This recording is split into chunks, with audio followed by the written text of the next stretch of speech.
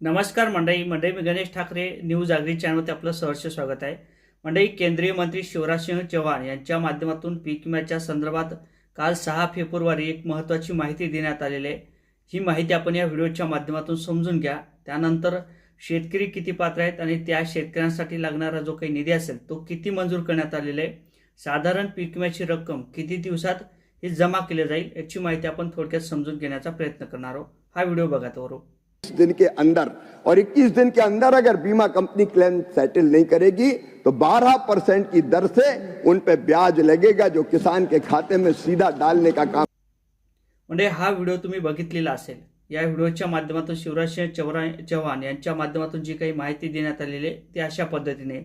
आता यांनी काय सांगितलेलं आहे की ज्या अर्थी शेतकऱ्यांची जी काही पीक विम्याची रक्कम असेल ती 15 जानेवारी नंतर जो काही पीक विमा कंपनीचं कॅल्क्युलेटर असते किंवा जो काही कॅलेंडर असते त्याप्रमाणे पीक विम्याची रक्कमाची माहिती किंवा पीक विम्याची जी काही शेतकऱ्यांची माहिती असेल ती 15 जानेवारी नंतर सादर केली जाते जिल्हाधिकारी किंवा कृषी विभागाच्या माध्यमातून।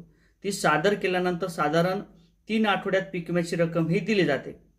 आता पीक विमा कंपनीच्या माध्यमातून जर ती पीक विम्याची रक्कम दिली नसेल तर 12% व्याजासहित शेतकऱ्यांना पीक विम्याची रक्कम दिली जाणार आहे।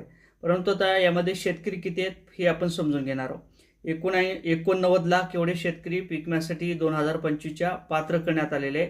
त्या शेतकऱ्यांचा जो काही पीक विम्याची माहिती असेल ती PMFBY या पोर्टलवरती विकसित केली जाते किंवा ती लोड केली जाते। ती माहिती जोडण्याचं काम सध्या सुरू झालेलं आहे आणि त्याच पद्धतीने पीक विम्याची रक्कम जी काही असेल ती 15 जानेवारी नंतर शेतकऱ्यांच्या खात्यावर जमा केली जाईल अशा पद्धतीच्या माहिती सुद्धा जिल्हाधिकारी यांच्या माध्यमातून देण्यात आल्या होत्या। परंतु ती पीक विम्याची रक्कम जमा झाली नाही आणि जे काही कालावधी असेल तो आता 3 आठवड्याचा उलटून चाललेला आहे। त्यासाठी शेतकऱ्यांच्या खात्यावर ही पीक विम्याची रक्कम बंधनकारक असणारी ती पीक विम्याची रक्कम ही शेतकऱ्यांच्या खात्यावर आता जमा केली जाणार आहे। 89 लाख एवढे शेतकऱ्यांच्या खात्यावर पीक विम्याची रक्कम जमा केली जाणार आहे आणि त्या शेतकऱ्यांना जो काही लागणारा निधी असेल तो 14,000 करोड एवढा निधी शेतकऱ्यांच्या खात्यावर जमा केला जाणार आहे अशा पद्धतीची माहिती केंद्रीय मंत्री शिवराजसिंह यांच्या माध्यमातून देण्यात आलेले आहे। आता आपण बघू शकतो की ज्या अर्थी शेती पिकाचं मोठ्या प्रमाणात नुकसान झालं होतं त्यानंतर पीक विम्याची रक्कम ही शेतकऱ्यांच्या खात्यावर जमा केली जाईल किंवा मंडळाच्या आणेवारी येतील। त्यानंतर मंडळाच्या आणेवारी आल्यानंतर जी काही पीक विम्याची रक्कम असेल त्या पद्धतीने शेतकऱ्यांच्या खात्यावर जमा केली जातील।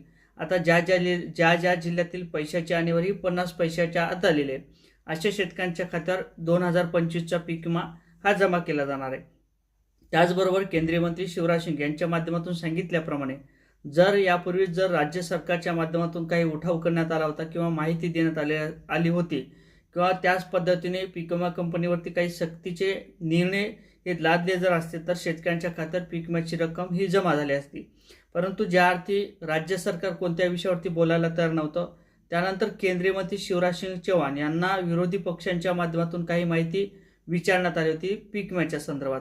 त्यानंतर आता केंद्रीय मंत्री शिवराजसिंह चौहान यांच्या माध्यमातून जी काही माहिती देण्यात आलेली आहे त्या पद्धतीने आता शेतकऱ्यांच्या खात्यावर काही दिवसातच म्हणजे 8 ते 15 दिवसात या पीक विम्याची रक्कम जमा केली जाईल अशा पद्धतीची सुद्धा शाश्वती आता लागलेली आहे आणि शेतकऱ्यांच्या खात्यावर 14,000 करोड एवढा निधी शेतकऱ्यांच्या खात्यावर जमा केला जाणार आहे अशी देखील माहिती आता समोर आलेली आहे।